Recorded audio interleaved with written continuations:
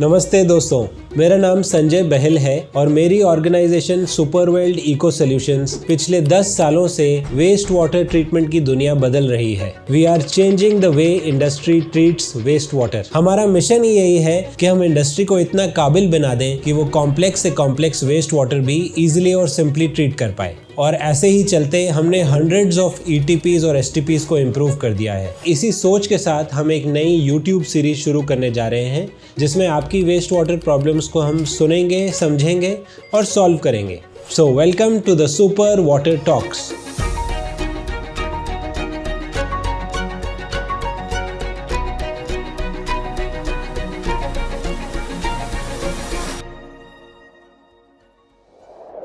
हमारा एक dedicated helpline number है और ईमेल आईडी है जिसमें आप अपनी वेस्ट वाटर प्रॉब्लम हमें भेज सकते हैं। आज की पहली क्वेरी मिस्टर राकेश देहरादून से है। आइए सुनते हैं वो क्या कह रहे हैं। सर, हमारा STP प्लांट देहरादून में है। जब से सर्दी शुरू हुई है एरिएशन टैंक में फोमिंग हो रही है और प्लांट परफॉर्मेंस भी ड्रॉप हो गया है। प्लीज गाइड करिए कि क्या किया जाए। ठीक है राकेश जी, थैंक यू। तो जैसे कि मैं समझ पाया, राकेश जी कह रहे हैं कि सर्दी के मौसम में उनके एरेशन टैंक में वाइट फोमिंग हो रही है और उनकी प्लांट की परफॉर्मेंस ड्रॉप डाउन हो गई है। आइए देखते हैं इसको कैसे सॉल्व करेंगे। जब भी आप हमें अपनी वेस्ट वाटर प्रॉब्लम बताएं, हमारी एक रिक्वेस्ट है कि एक फॉर्म हमें भर के दें। इस डिस्क्रिप्शन में उसका एक लिंक है। उसमें कुछ बेसिक प्लांट इन्फॉर्मेशन और कुछ BOD COD डेटा हम मांगते हैं। इस केस में इनकी इंस्टॉल्ड कैपेसिटी 350 KL है। ये एक होटल STP है। ये STP MBBR टेक्नोलॉजी पे बेस्ड है। इनका एरेशन टैंक का टेम्परेचर 13 डिग्री सेल्सियस हो गया है। वाइट फोमिंग आ रही है और वाटर आउटलेट टर्बिड हो गया है। अब देखते हैं कि सर्दियों में ऐसा क्या करना चाहिए कि STP और ETP की परफॉर्मेंस इंप्रूव हो सके।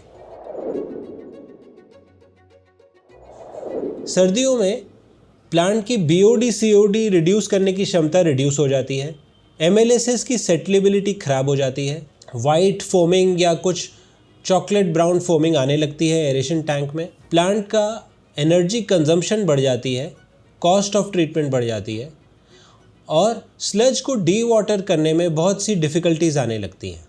तो इन सारी प्रॉब्लम्स का मेन कॉज होता है कि विंटर्स में माइक्रोबियल एक्टिविटी स्लो डाउन हो जाती है। इसका मतलब ये है कि BOD COD डाइजेस्ट करने के लिए जो क्वांटिटी ऑफ बैक्टीरिया पहले समर्थ थे, अब वो असमर्थ हो जाते हैं। 10 डिग्री से कम होते से कोई भी माइक्रोबियल एक्टिविटी एकदम मिनिमल रह जाती है। आप ऐसा समझिए कि जो MLSS और MLVSS पहले परफॉर्म कर रहा था, अब उसकी डाइजेशन पावर स्लो डाउन हो गई है, तो अब वो क्वांटिटी ऑफ MLSS परफॉर्म नहीं कर पाएगा। हमें MLSS बढ़ाने की ज़रूरत है। और इसे हम सिंपली ऐसा समझ सकते हैं कि अगर आपका MLSS स्ट्रांग हो या MLSS की क्वांटिटी ज़्यादा हो तो विंटर्स का इफेक्ट कम से कम होगा, वॉश आउट नहीं होगा।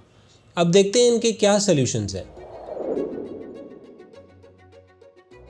तो कुछ एक्शनेबल स्टेप्स जो मिस्टर राकेश या आप अपना सकते हैं विंटर से निपटने के लिए, वो ऐसे हैं।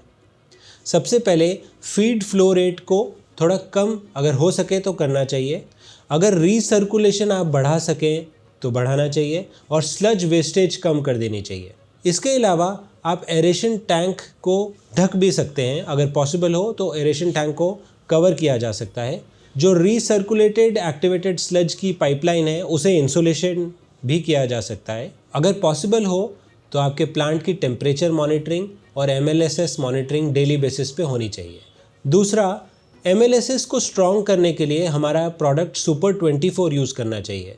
सुपर 24 में लो टेम्परेचर या कोल्ड वेदर रेजिस्टेंट माइक्रोब्स होते हैं जो स्ट्रेसफुल कंडीशंस में भी हाई परफॉर्मेंस देते हैं।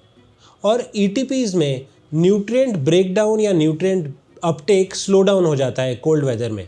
तो सुपर न्यूट्रिएंट्स ऐसे माइक्रो न्यूट्रिशन देता है माइक्रोब्स को ताकि वो लो वेदर में ऐसे स्ट्रेस में परफॉर्म कर सकें। ये यूरिया DAP का रिप्लेसमेंट है और प्लांट परफॉर्मेंस काफ़ी बढ़ा देता है। इस प्रकार आप आराम से सर्दियों से निपट सकते हैं।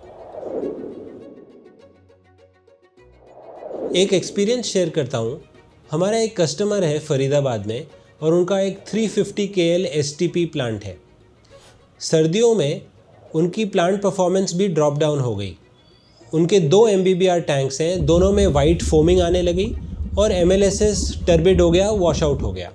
जब हमने उनसे बात करी तो उन्होंने बोला कि सर हमारा MLSS तो काफ़ी बल्क कर रहा है, फिर हम सुपर 24 की डोजिंग क्यों करें। पर ऐसा नहीं था। जो MLSS वो कह रहे थे वो तो फिलामेंटस स्लज थी जो कि बल्क कर रही थी। जो बीकर में आता है वो MLSS नहीं होता। MLSS तो ग्राम में आता है, उस वेट में किया जाता है। जो बीकर में दिखता है वो तो सेटलेबिलिटी कहलाती है। उनकी सेटलेबिलिटी ख़राब हो गई थी। जब उन्होंने सुपर 24 और ऑक्सी सुपर रेगुलरली यूज़ किया तो within 10 days water clarity आ गई और फोमिंग भी सबसाइड हो गई। इस प्रकार उन्होंने अपना STP इम्प्रूव कर लिया विंटर्स में भी। एक फ़ोटो है जो आप देख सकते हैं, ये उनका रिज़ल्ट है। आई एम श्योर आपको ये एपिसोड और हमारे दिए गए रिकमेंडेशंस यूज़फुल लगी होंगी और इस एपिसोड के बाद आप विंटर में आने वाले चैलेंजेस को अच्छे से डील कर पाएंगे। अगर आप अपनी वेस्ट वाटर प्रॉब्लम हमारे साथ शेयर करना चाहते हैं तो डिस्क्रिप्शन में दिए हुए फॉर्म को ज़रूर भरें और हमसे कांटेक्ट करें। जल्दी मिलता हूँ अगले एपिसोड में। वहाँ पे हम एक और वेस्ट वाटर प्रॉब्लम सॉल्व करने की कोशिश करेंगे। जय हिंद।